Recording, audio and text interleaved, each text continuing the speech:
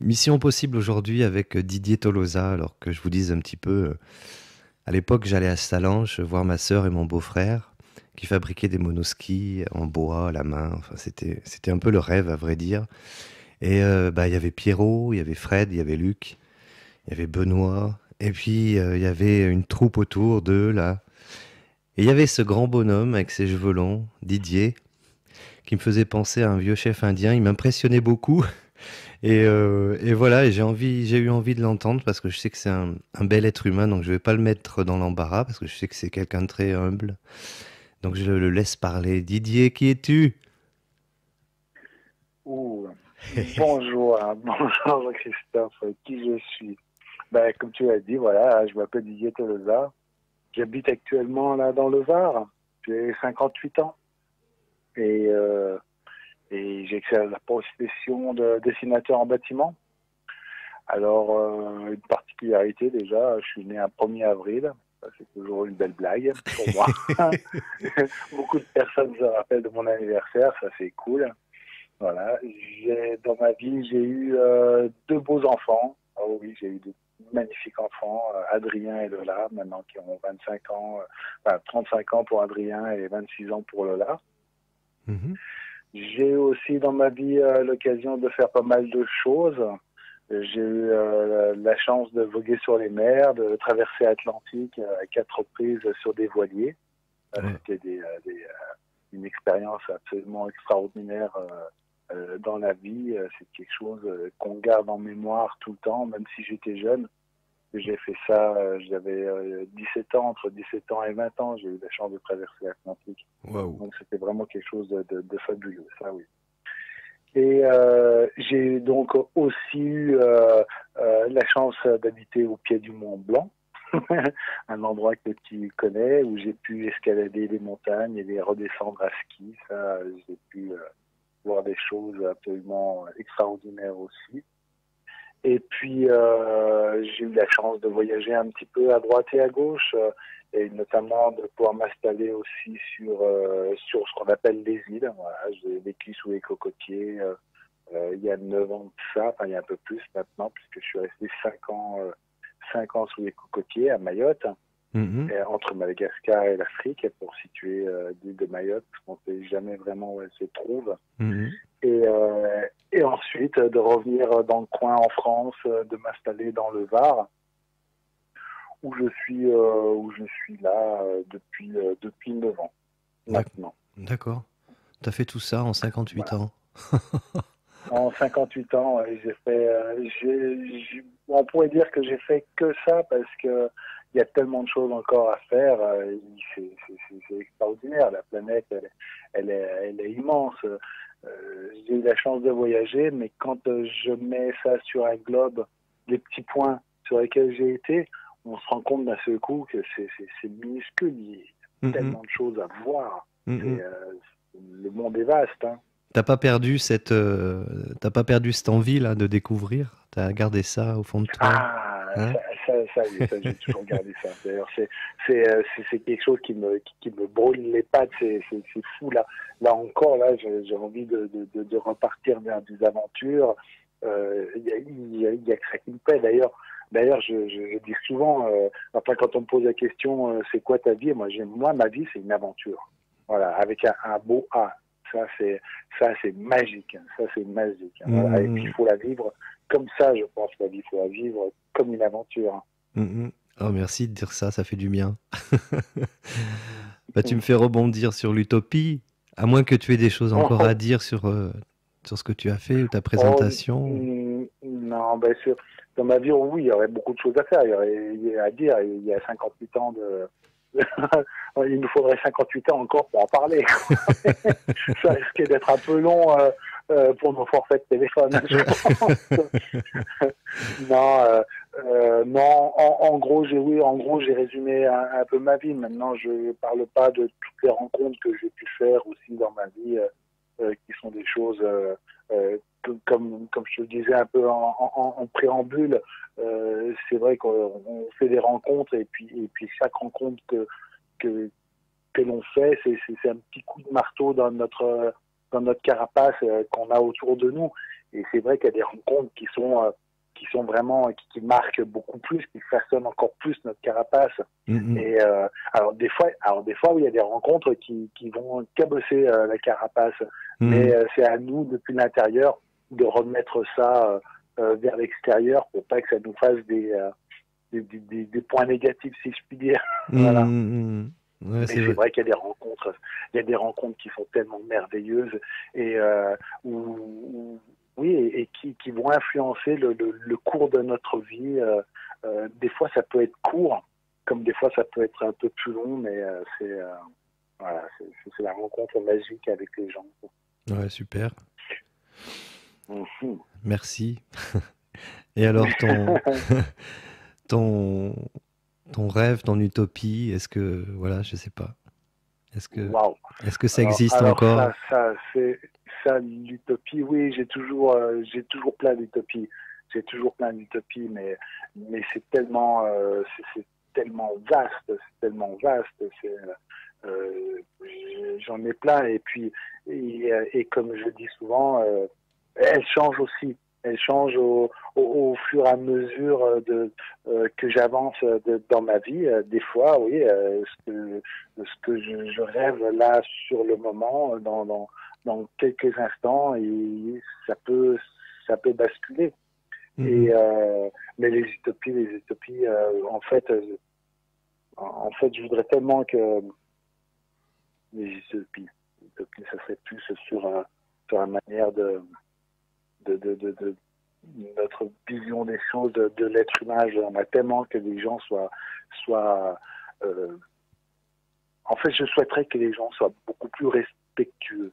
Ça, c'est peut-être une utopie pour moi, Mhm. mais j'aimerais qu'on puisse bénéficier encore plus de respect les uns envers les autres. Quoi. Ça, c'est quelque chose de vraiment, voilà, Essentiel. pour le moment, c'est une de mes utopies, quoi. Ouais, mais c'est vrai que c'est essentiel à la base d'une société heureuse, quoi. Mm. Ah, je pense que oui, ça c'est Mm. sûr, ça c'est sûr.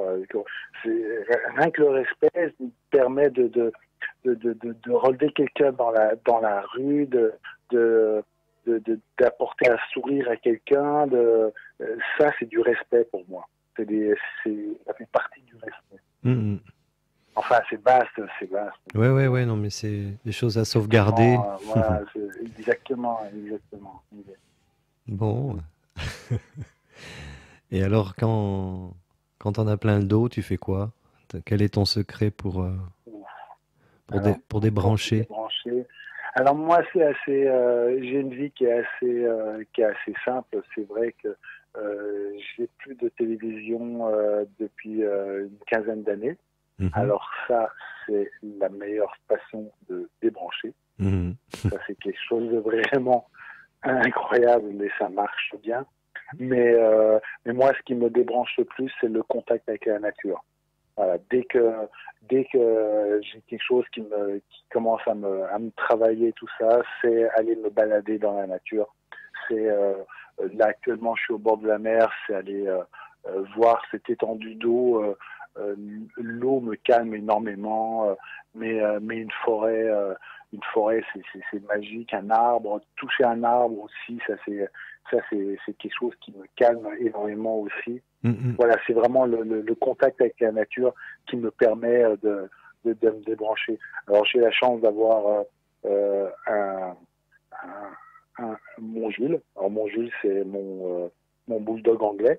Mhm. Et j'ai la chance donc de faire des balades avec lui et c'est ça aussi qui permet de débrancher complètement parce que pendant une heure et demie en balade, on est tous les deux à marcher tranquillement, même Mhm. en ville ou dans la nature et ça nous permet moi ça me permet de me débrancher.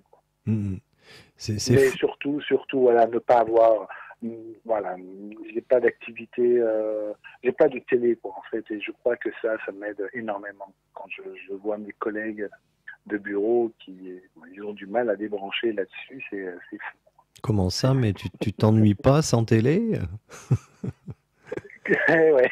Hein? Oui, oui, oui, sans télé. Hein? Et encore, ça, le téléphone portable, je l'ai que depuis peu de temps aussi, parce que Ah. j'ai réussi à ne pas avoir de téléphone pendant un sacré bout de temps. D'accord. Voilà. Ok. Mais je travaille sur un ordinateur aussi depuis aussi pas mal d'années. Hein. Ouais, bah ouais. C'est paradoxal. Ouais, Voilà, ouais, ouais. paradoxalement. Hein. Voilà. Ça, voilà. Mais ça, alors ça aussi, on pourrait aussi poser des questions sur le paradoxe, hein, parce que ça aussi, c'est une notion que je trouve assez incroyable dans notre vie et c'est intéressant d'accepter nos paradoxes. Ouais. Ça se rapproche du yin et du yang, en fait, hein. Comme toujours, quoi. Ah oui, oui, oui, oui, oui, oui, oui, oui, oui. Tu vois? Ah oui, ça, oui. Ça, c'est très important et il faut en avoir conscience complètement. Hein. Ça, oui, il faut vraiment être le blanc et le noir. Hein. Le Mm. blanc ne peut pas exister sans le noir et le noir ne peut pas exister sans le blanc. Mm. Ça, c'est vraiment important. Et oui, ça, c'est sûr. C'est C'est clair sûr. que si t'as pas conscience de ça, t'as tendance à te juger et puis tu te rends malade, quoi. Voilà, Mm. exactement. Avoir la conscience de ce blanc et de ce noir qui font fusion un peu quelque part, t'évite le jugement. Ouais. Enfin, en tout cas, il repousse le jugement parce que c'est vrai qu'on a toujours des fois mais ça, c'est quelque chose que j'essaie de repousser au plus loin le jugement parce qu'il faut vraiment pas en avoir un. Il Mm. faut pas. Les gens, ils sont tels qu'ils sont, les gens, les choses, les phénomènes aussi. Hein, voilà, quand on parle de jugement, on parle pas forcément que des gens. Hein. On parle Mm. des phénomènes, on parle de tout. Hein. Mm. Ça, c'est sûr. Hein.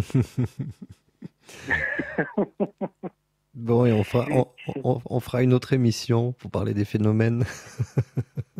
Oh, oui, Mais ce qui est ça incroyable, oui, oui, oui, ce qui est parce qu'il y en a des incroyable, phénomènes, ah oui, il y en a pas plein, puis il y en aura peut-être de plus en plus. Mais ce qui est je incroyable, hein, pense. c'est que Oui. vraiment pratiquement toutes les personnes que j'interroge parlent de la nature, quoi. C'est une constante, ça. C'est Ah, rigolo, hein. mais je pense que oui, c'est quelque chose de vraiment important. C'est vraiment important.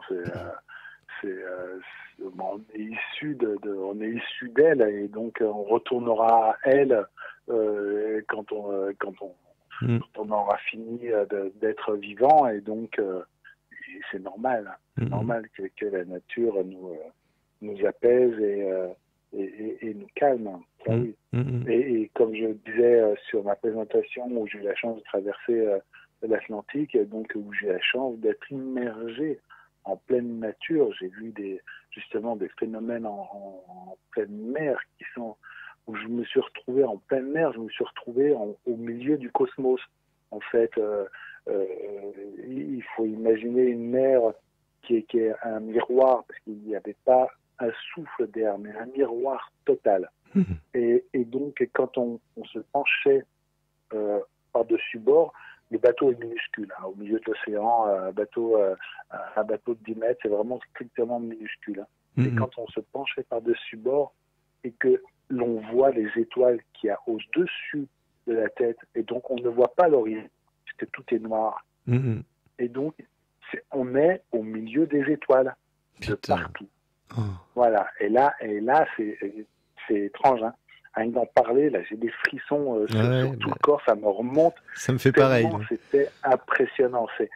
C'est fou. On a presque le vertige. Mm. Là, et là, on peut se rendre compte réellement de la crotte de nez qu'on peut être au milieu de tout ça. Ah, Si je peux nous appeler des crottes de nez. Quoi. ouais. Et du coup, mais quand tu fais des expériences comme ça, tes peurs après, quand tu reviens sur Terre, je sais pas, ça doit les faire évoluer, non? Enfin, je sais pas. Oui, oui, on appréhende les choses d'une autre manière en fait. On les appréhende d'une autre manière. Mm, mm. C'est un peu différent. C'est un peu différent. On a là aussi, là, il nous faudrait encore beaucoup de temps pour en discuter, mais c'est vrai qu'on voit les choses d'une autre manière. Mm, mm. D'une autre manière. Ah, magnifique. Je savais pas que tu avais fait ça, tu vois, que tu avais voyagé sur l'océan. Oh, Waouh. on pourrait en parler encore, parce que ça a été pour moi une chose. D'ailleurs, c'est pour ça que j'ai toujours voulu vivre au au bord de la mer et depuis maintenant 15 ans, j'y suis, j'ai réussi. Alors je suis né en milieu des montagnes, mais Hein, ma passion, ça a toujours été la mer, ça a toujours été ça. hein. Et même quand on s'est connus, quand on était jeune, j'avais déjà fait mes transats Ouais, quand ouais. on s'était connus. Ah oui, c'est ça alors, Eh oui, eh cette oui. force qui dégageait de toi, je t'assure, tu dégageais un truc avec tes cheveux longs là. On aurait dit vraiment un vieux chef indien, quoi. C'est, ouais. Tu faisais plus, parce que finalement on n'a que 5 ans d'écart, mais ouais, tu Oui, faisais pas on a peu beaucoup, d'écart, oui. mais tu faisais, je sais pas, enfin voilà, c'était très impressionnant. Ouais, c'est marrant. Je pense que c'est un peu lié aussi. T'avais vécu quand même des choses vachement fortes. Je pense que oui, oui, oui, comme je te dis, voilà, chaque événement aussi, Hum, hum, voilà, on façonne notre carapace et ma carapace a été façonnée par ces événements aussi, quoi. hum, hum. Ok. Et tu retournes à Salange de temps en temps? À la montagne? Alors oui, bien sûr que je viens à la montagne, je la trouve toujours absolument magnifique, même si c'est une vallée qui est pas vraiment très claire maintenant, Hum, mais c'est tellement beau ces montagnes hum, hum, quand on arrive et qu'on lève la tête pour hum, voir hum. ces géants, c'est parce que c'est des géants qui se trouvent là et t'as tous ces sommets qui vibrent presque, qui te disent bonjour et ça c'est magique, ça aussi, ça c'est vraiment, ça c'est incroyable, ça fait du bien. Hum, hum, hum. Voilà, ça j'adore la montagne. Bon, par contre c'est vrai que j'ai du mal à vivre en montagne maintenant puisque les conditions météo pour moi, je préfère la chaleur que le froid. D'accord. Bon, t'es pas allé dans le désert pendant qu'on y est? T'as pas fait un coup de Non, désert? dans le désert, non aussi. Enfin, j'étais au port du désert quand j'étais un peu plus jeune aussi à Tozeur, donc c'était en Tunisie, mais où ça c'était dans les années 60, je crois que 76, un truc comme ça. Ah Donc oui, toi, j'étais très jeune. ouais, d'accord. J'étais très jeune. Bon. Alors, est-ce que t'as un souhait pour toi, pour le monde, pour, je sais pas, quelque chose comme ça, Oh, que tu lancerais comme une oh, bouteille à la mer? comme une bouteille à la mer, oui, mais je souhaiterais vraiment qu'il y ait un monde de fraternité, en fait. Tu vois, je veux dire quelque chose qui soit, voilà, toi, je rejoins un peu mon utopie. Mm, Je voudrais vraiment qu'on puisse se dire bonjour des allées de supermarchés ou dans la rue ou n'importe où, qu'on puisse se sourire et, euh, et puis et puis que ça fasse du bien, ça fasse du bien. Voilà, ouais. quelqu'un qui sourit, quelqu'un qui marche dans la rue et qui sourit. Et quand on le croise, on le voit arriver de loin parce Mm, qu'il dégage quelque chose de tellement beau et ça, je souhaite pour tout le monde. ouais. Merci. Merci, De rien. merci. À Écoute, bientôt, Jean-Christophe. écoute, je vais raccrocher et puis on se dit au revoir quand j'ai fini d'appuyer là. Donc c'est Ok. d'accord, merci Didier. C'était Mission Possible Merci. aujourd'hui avec le grand chef indien, Didier Tolosa. Merci à tous.